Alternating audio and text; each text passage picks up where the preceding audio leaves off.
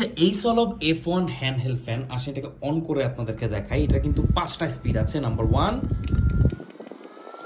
এইটা হচ্ছে এটা টপ স্পিড। দেখেন, এইটা ছোটখাটো একটা তুফান বলা যায়।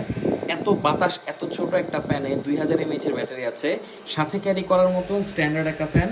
আপনি এটাকে যে কোনো জায়গায় নিয়ে গেলে মানুষ জিজ্ঞেস করবেই যে ভাই এটা কী জিনিস, এত বাতাস, মানে আওয়াজটা হচ্ছে একদম জেট প্লেনের মতো।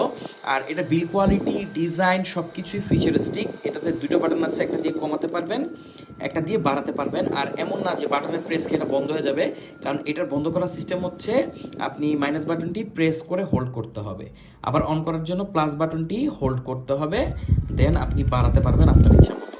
তো এই সলভ F1 হ্যান্ডহেল্ড ফ্যান বর্তমানে বাজারে একদম হটকেক হবে খুব জলদি, কারণ এটার প্রাইস হচ্ছে খুবই কম। এই ডিজাইনের যে ফ্যান, সেগুলোর প্রাইস 4 থেকে 5 হাজার টাকা হয়। আপনি চাইলে খোঁজ খবর নিতে পারেন। জিসু লাইফের একটা মডেল আছে, আমি এই মুহূর্তে মডেলটি মনে করতে পারছি না, বাট এই সলভ কিন্তু অসাধারণ একটা ব্র্যান্ড। তারা প্রিমিয়াম প্রিমিয়াম সব ফ্যান তৈরি করে থাকে, বাট এইটা যা আনলো, মানে এক কথায় একদম বাজার কাঁপানোর মতো। এখানে টাইপ সি পোর্ট আছে এটাকে চার্জ করার জন্য, আর এটাকে আপনি যে কোনো জায়গায় ক্যারি করতে পারবেন। আপনার ব্যাগের চিপায় আপনি ইজিলি এটাকে ফালায় রাখতে পারবেন। তো কেমন লাগলো এই সলাবের এই ফ্যানটি অবশ্যই কমেন্ট করে জানাবেন। আর এরকম একটা ফ্যান আপনার কাছে থাকা উচিত কি না আপনি বুঝতে তো পারতেছেন যে এই গরম ভাই।